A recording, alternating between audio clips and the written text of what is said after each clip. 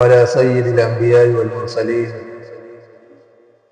والعاقبة للمتقين ومن تبعهم بإحسان إلى يوم الدين، أما بعد.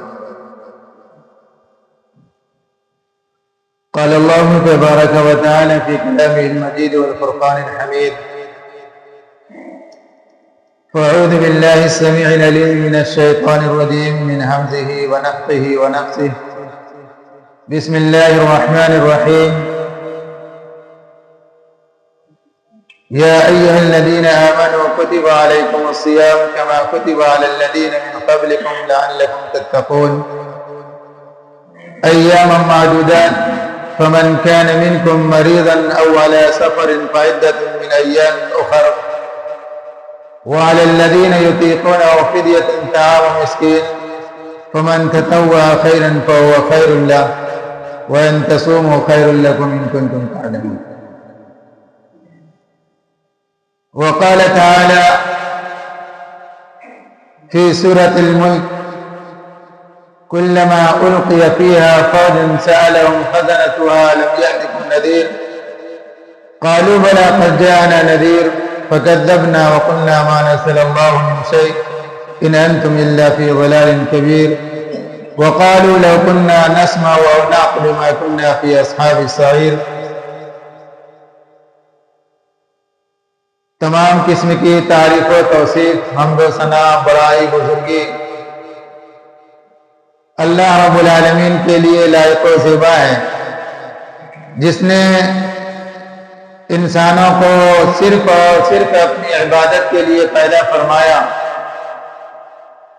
اور انسانوں کی رشد و ہدایت کے لیے، سیدھی راہ پہ گامزن کرنے کے لیے، صحیح راستے پہ چلانے کے لیے انبیاء کرام علیہ السلام کا ایک طویل سلسلہ جاری فرمایا.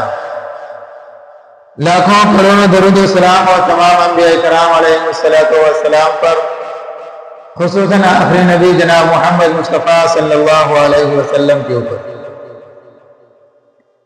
اللہ رب العالمین کا بے پایا فضل و کرم اور احسان ہے کہ اس نے ہم سب کو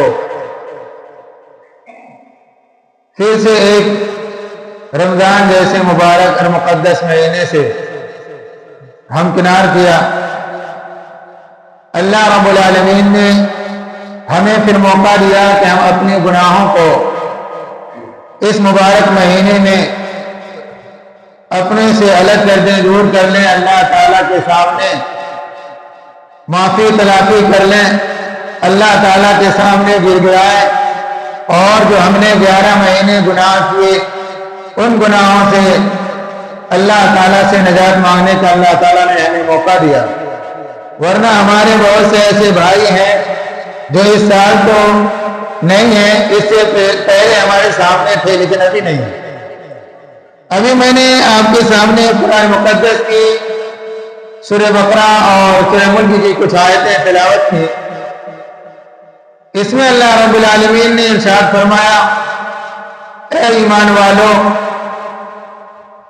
ہم نے تمہارے اوپر رمضان کے روزے فرض کی جس طریقے سے تم سے پہلے جو امتیں آئی ہیں ان کے اوپر میں نے ان کے اوپر بھی روزے فرض کیے تھے. کیوں؟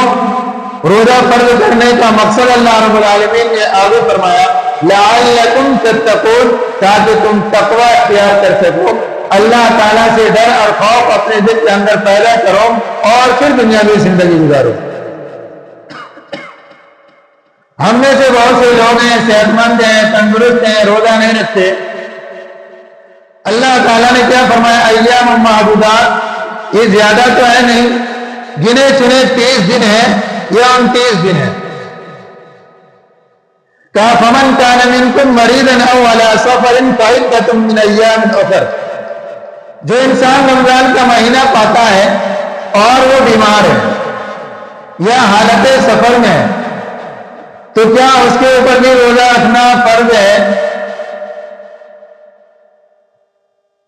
آگے فرمایا اللہ تعالیٰ: فمن کان منکم مریضا او علی سفر فعدۃ من ایام اخر. نہیں، اگر آپ بیمار ہیں، روزہ نہیں رکھ سکتے ہیں، آپ سفر کی حالت میں، سفر میں آپ روزے رکھیں گے، پریشان ہو جائیں گے، پریشانی لائق ہو جائے گی، تو آپ اس کو چھوڑ دیجیے اور پھر اس روزے کی قضا کر لیجیے. آگے فرمایا وَعَلَى الَّذِينَ يُطِيقُونَهُ فِدْيَةٌ طَعَامُ مِسْكِينٍ. اس آیت کے اندر ہے کہ جو تم میں سے طاقت رکھتا ہے پھر بھی رمضان کو روزے نہیں رکھتا تو وہ ایک روزے کے بدلے میں ایک مسکین کا کھانا کھلا دے. اور کہا وَأَن تَصُومُوا خَيْرٌ لَكُمْ إِن كُنتُمْ تَعْلَمُونَ کہ بہتر یہی ہے کہ تم روزہ رکھو.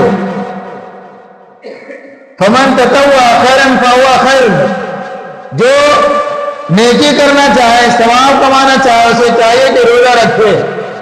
لیکن کیا اب ہم نوجوان ہیں صحت مند ہیں تندرست ہیں کیا ہم روزہ چھوڑ دیں اور اس کے بدلے میں مسکین کو کھانا کھلا دیں؟ اس آیت سے ہمیں یہی پتہ چلتا ہے. لیکن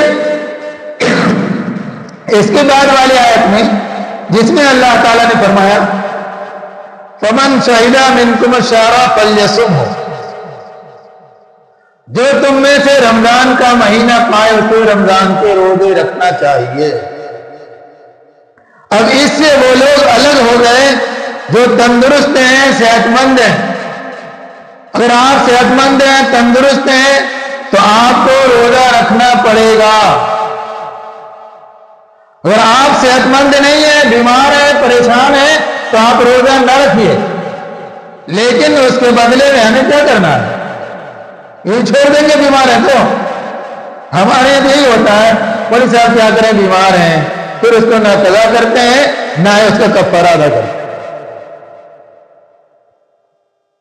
آپ بیمار ہیں بیماری ہے آپ ایسی بیماری جو آپ روزہ نہیں رکھ سکتے تو روزہ نہ رکھیے لیکن بعد میں اس کی قضا کر لیجیے. اگر آپ بوڑھے ہیں طاقت نہیں آپ کو روزے رکھنے کی تو آپ روزہ نہ رکھیے اس کے بدلے میں کفارہ دیجیے. کفارہ کیا ہے؟ ایک مسکین کا کھانا کھلانا. لیکن ہم لوگ یہ نہیں کرتے. آج لوگ تو کہتے ہیں نا مودی صاحب آپ لوگوں کو صرف کہنا ہے بس. آپ لوگوں کو کیا لگتا ہے کھاتے ہیں پیتے گھومتے ہیں اور کیا ہے آپ لوگوں کو روزہ رکھنا آسان ہے. مولویوں پر بھوکنے کے لوگوں کو بہت موقع ملتا ہے. مولویوں کو نشانہ بناتے ہیں بہت لوگ. لیکن آپ ابھی میں نے آپ کے سامنے سورہ ملک کی ایک آیت کچھ آیتیں پڑھی تھی اس کے اندر اللہ تعالیٰ نے یہی فرمایا کہ کلما القی فیہا فوج سألہم خزنتها الم یاتکم نذیر جب جب لوگوں کی جماعت جہنم کے اندر داخل کی جائے گی تو اس کا جو داروغہ ہے خزانہ جو دروازے پر جو فرشتے ہوں گے داروغہ ہیں جو اس کے دربان ہیں وہ کہیں گے الم یاتکم نذیر کیا تمہارے پاس کوئی سمجھانے والا نہیں آیا تھا کیا؟ یہاں تو کہا کہ جا مولوی تمہارے جیسے بہت دیکھے ہیں تمہارے جیسا مولوی میرے پاکٹ میں رہتا ہے بہت آیا مجھے سمجھانے کے لیے. وہاں کہا جائے الم یاتکم نذیر کیا تمہارے پاس کوئی سمجھانے والا نہیں آیا تھا؟ اس وقت ہماری آنکھیں کھلیں گی. اس وقت ہم کہیں گے قالوا بلا کیوں نہیں قد جاءنا نذیر ہمارے پاس ڈرانے والا آیا تھا سمجھانے کے لیے آیا تھا. فکذبنا ہم نے اسے جھٹلا دیا اس کی بات نہیں مانی اور ہم نے کہا فکذبنا وقلنا ما نزل اللہ من شیء اللہ تعالیٰ نے کچھ نازل نہیں کیا تم جتنے جانتے ہم جانتے ہیں یہ تمہارے مولویوں کا ڈھکوسلا ہے بس کچھ کہنے کا نہیں ہے. الم یاتکم نذیر قالوا بلا قد جاءنا نذیر فکذبنا وقلنا ما نزل اللہ من شیء ان انتم الا فی ضلال کبیر تم لوگ تو صرف بھٹکے ہوئے ہو کھلی گمراہی میں ہو. اس وقت کہیں گے ما نزل اللہ من شیء ان انتم الا فی ضلال کبیر وقالوا لو كنا نسمع او نعقل ما كنا في اصحاب السعیر کاش اس وقت ہم مولویوں کی بات مان لیے ہوتے کاش اس وقت سمجھانے والوں کی بات مان لیے ہوتے اور ہم سمجھ گئے ہوتے او نعقل ما كنا في اصحاب السعیر تو آج ہم جہنم میں نہیں ہوتے.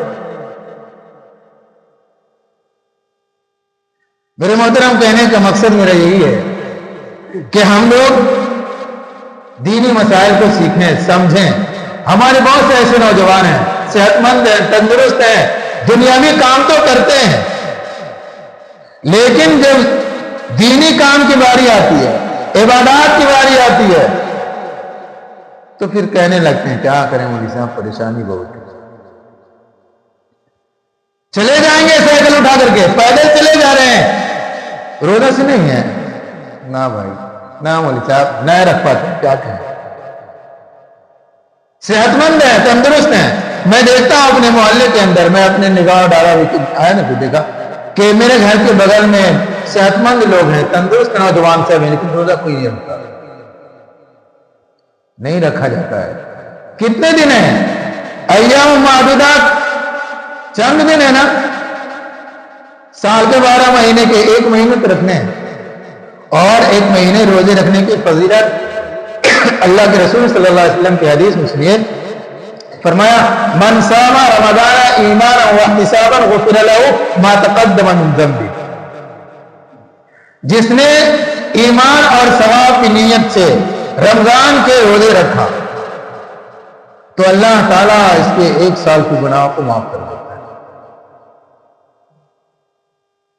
اور فرمایا من قام رمضان ایمانا واحتسابا غفر له ما تقدم من ذنبه، جس نے رمضان کے مہینے میں قیام اللیل کیا، یعنی تراویح کی نماز پڑھی پابندی کے ساتھ، تو اللہ کے رسول کہتے ہیں اللہ تعالیٰ اس کے 1 سال کے گناہ معاف کر دیتا ہے۔ یہ صغیرہ گناہ معاف ہوگا آپ کا، کبیرہ گناہ کے لیے توبہ شرط ہے، لیکن ہم لوگ اس کی پابندی کرتے ہی نہیں، اس کے خیال ہی نہیں رکھتے، جانے دیجئے، مولوی سمجھے، کچھ لوگ ہوں گے تراویح پڑھ لیے ہوں گے، یہاں تراویح نہیں پڑھیں گے، باہر بیٹھ کر کے 1 گھنٹہ کرتے ہیں ہاتھ لے کے، لیکن تراویح نہیں پڑھیں گے، روزہ نہیں رکھیں گے، دن بھر کام کر رہے ہیں، ادھر ادھر کے کام کر رہے ہیں، لیکن روزہ نہیں رکھیں گے۔ اس لیے ہم سب کو چاہیے کہ ہم لوگ روزہ رکھیں اور پھر روزے کی اہمیت کو سمجھیں، رمضان کے مہینے کی اہمیت کو سمجھیں۔ اس مہینے کو اللہ تعالیٰ نے فرمایا شہر رمضان الذی انزل فیہ القرآن ھدی للناس وبینات من الھدی والفرقان، اس کے اندر کرنا کیا ہے؟ اس مہینے کے اندر 3-4 جو خصوصیات ہیں اس پر ہم عمل کرنا۔ اس مہینے کا تعلق قرآن سے، روزے سے، استغفار سے، ذکر و اذکار سے، روزے رکھنے، ذکر و اذکار کرنا ہے۔ قرآن اگر آپ جانتے ہیں پڑھنے کے لیے تو قرآن کثرت سے پڑھا کیجیے، یہی قرآن کل قیامت کے دن آپ کے لیے اللہ تعالیٰ سے یعنی سفارش آپ کے بارے میں کرے گا۔ یہ قرآن کہے گا اللہ تعالیٰ میں نے اسے رمضان میں راتوں کو جگا کے رکھا، لہذا اللہ تعالیٰ اسے معاف کر دے، اسے جنت دے دے۔ روزے بھی وہی کرے گا، تو ہم لوگ اس کو کرتے نہیں ہیں، استغفار نہیں کرتے ہیں، بیٹھے رہیے، چلتے پھرتے رہیے، استغفر اللہ ربی من کل ذنب، یہ کوئی بھاری چیز ہے نہیں، بیٹھے اٹھتے، لیکن ہماری زبان کو صرف ایک دوسرے کے عیب میں کھلے گی، ہماری زبانیں ایک دوسرے کی غیبت کے سلسلے میں کھلیں گی۔ ہم چاہتے ہیں کس طریقے سے ایک دوسرے کو حقیر اور ذلیل کریں، بس ہمارا کام نہیں ہے، خود نہیں روزے رکھ رہے ہیں لیکن دوسروں کے بارے میں کہیے تو ارے فلانا بیٹا روزہ نہیں رکھتا ہے، فلانا بیٹا ایسا نہیں کرتا ہے، خود نہیں کر رہے۔ اللہ تعالیٰ سے دعا کریں کہ اللہ تعالیٰ ہم سب کو قرآن پر اور رسول اکرم صلی اللہ علیہ وسلم کی صحیح حدیث پر عمل کرنے کی توفیق عطا فرمائے۔ اللہ تعالیٰ ہم سب کو استغفار کرنے کی اور کثرت سے اللہ رب العالمین کا ذکر کرنے کی اللہ تعالیٰ ہمیں توفیق عطا فرمائے، اور قرآن پاک کی تلاوت کرنے کی توفیق عطا فرمائے۔ اس لیے قرآن پاک تلاوت کریں گے تو آپ ایک لفظ پڑھیں گے نا تو ایک لفظ کے پیچھے، ایک حرف کے پیچھے کو 10 نہیں کریں گے۔ اور آپ پڑھتے ہیں الف لام میم، الف لام میم، یہ ایک حرف نہیں ہے، اس کے اندر 3 ہے، 30 نیکیاں ملیں گے آپ کو۔ قرآن پڑھنا جانتے ہیں قرآن پڑھیے، ٹائم نکالیے، قرآن نہیں پڑھیں گے باہر بیٹھ کے گپ کریں گے۔ اللہ تعالیٰ سے دعا ہے کہ اللہ تعالیٰ ہم سب کو کثرت سے قرآن پاک کی تلاوت کرنے کی توفیق عطا فرمائے۔ اللہ تعالیٰ سے دعا کریں کہ اللہ تعالیٰ ہمارے خطاؤں کو، ہمارے لغزشوں کو معاف فرمائے۔ اللہ تعالیٰ ہمیں ہمارے سیئات کو حسنات سے بدل دے۔ اللہ تعالی ہم سب کو نیک بنائے اور رسول اکرم صلی اللہ علیہ وسلم کی لائے ہوئے طریقے پر زندگی گزارنے کی توفیق عطا فرمائے۔ آمین ثم آمین۔